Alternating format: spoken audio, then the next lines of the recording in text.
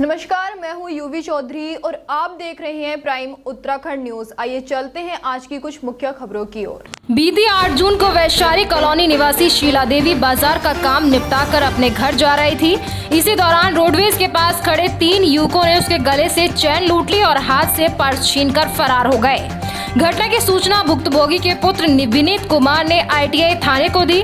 Police ने घटना को गंभीरता से लेते हुए सीसीटीवी कैमरे की मदद से किसी बड़ी घटना को अंजाम देने के फिराक में घूम रहे 3 सगे भाइयों को पुलिस धर दबोचा। आज अपर पुलिस अधीक्षक ने खुलासा करते हुए बताया कि वैशाली कॉलोनी निवासी शीला देवी 8 जून को बाजार आई हुई थी और वापस अपने घर लौट रही थी। MP चौराहे से आगे बस स्टैंड की तरफ जाने के दौरान एक लड़के ने उनकी चैन लूट ली और उनके हाथ से पर्स छीन लिया।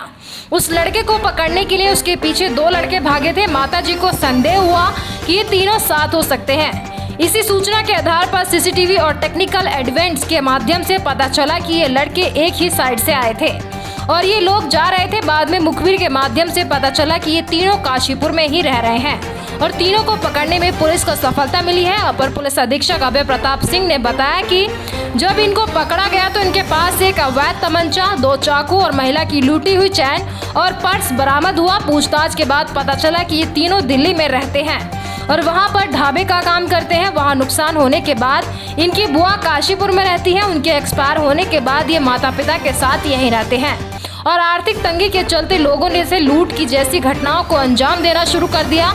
मजे की बात यह है कि ये तीनों युवक सगे भाई हैं।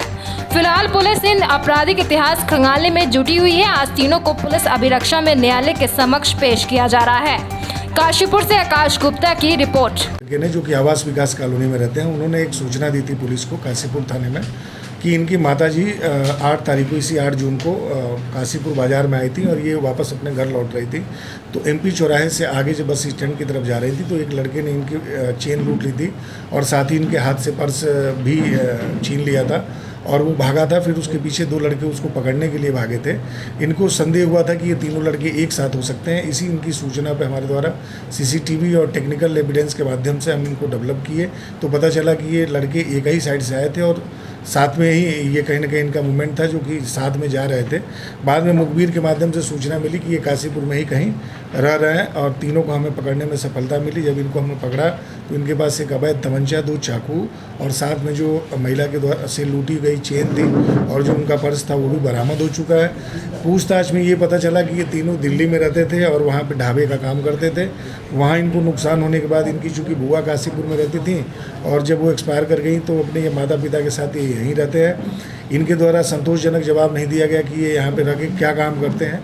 लिहाजा अभी आज हम इनको माननीय न्यायालय के समक्ष पेश करके रिमांड लेंगे। उसके बाद से अन्य जो पूछताछ होगी वो पुलिस कस्टडी रिमांड लेने के बाद हम इनकी पूछताछ करेंगे। इनका कोई आपराधिक इतिहास? अभी इनके आपराधिक इतिहास की हमें जानकारी नहीं मिल पाई है क्योंकि इन्होंने जैसा बताया कि ये दिल्ली में भी काम करते थे ढाबे का और इनका गाजियाबाद, नोएडा में भी मूवमेंट था। तो उसको हम